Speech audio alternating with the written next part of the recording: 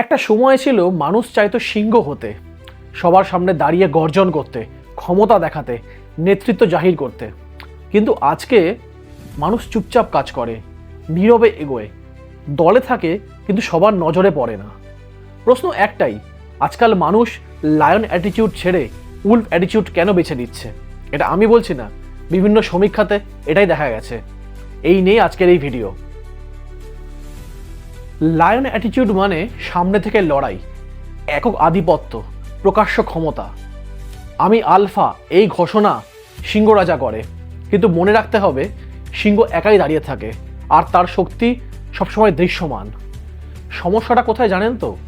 আজকের পৃথিবীতে যেখানে সোশ্যাল মিডিয়া, অফিস পলিটিক্স, প্রতিযোগিতা সব কিছু রয়েছে, সেখানে প্রকাশ্য শক্তি মানেই কিন্তু আপনি টার্গেট হয়ে যাচ্ছেন, মানে টার্গেট হয়ে যাওয়া অ্যাকচুয়ালি। অপরদিকে উলফ অ্যাটিটিউড ঠিক এর উল্টো। নীরবতা, পরিকল্পনা, দলগত বুদ্ধি, সময়ের জন্য অপেক্ষা, অবশ্যই সঠিক হতে হবে। নেকড়ে গর্জন করে না, সে দেখে, বোঝে, হিসেব করে।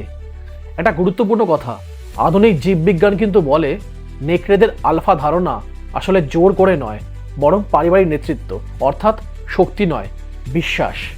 বিভিন্ন ওয়ার্কপ্লেস বিহেভিয়ার সার্ভে ও সাইকোলজি স্টাডিজ, যেটা 2018 থেকে 2023 সালের মধ্যে হয়েছে, সেটা দেখিয়েছে মানুষ এখন অ্যাসার্টিভ ডমিনেন্স নয়, বরং স্ট্র্যাটেজিক সাইলেন্স আর কোলাবোরেটিভ ইন্টেলিজেন্সকে বেশি প্রাধান্য দিচ্ছে, বেশি কার্যকর মনে করছে।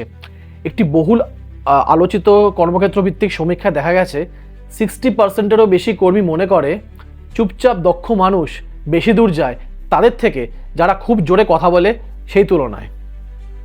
আজকের সোশ্যাল মিডিয়া যুগে আজ গর্জন মানেই ট্রোল, সমালোচনা, বাতিল হয়ে যাওয়া। তাই মানুষ শিখছে কথা কম বলো, বেশি করে কাজ করো।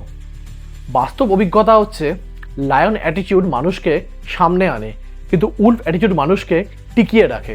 আপনার কাছে কোনটা জরুরি সেটা আপনি ডিসাইড করুন।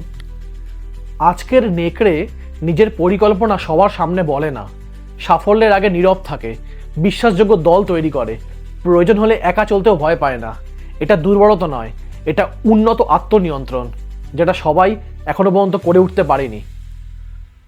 শেষে একটাই কথা, সবাই সিংহ হতে পারে না। আর সত্যি বলতে আজকের জঙ্গলে সিংহকে টিকে থাকতে হলে শক্তিতে হয়, কিন্তু নেকড়ে টিকে থাকে বুদ্ধিতে। তাই মানুষ বদলাচ্ছে, কারণ এই সময়টা গর্জনের নয়, নীরবতার শক্তি বোঝার সময়। নীরবে থাকবেন, চুপচাপ নিজের কাজ করবেন, টিকে থাকবেন অনেক বেশি। এটাই আজকের বাস্তবতা।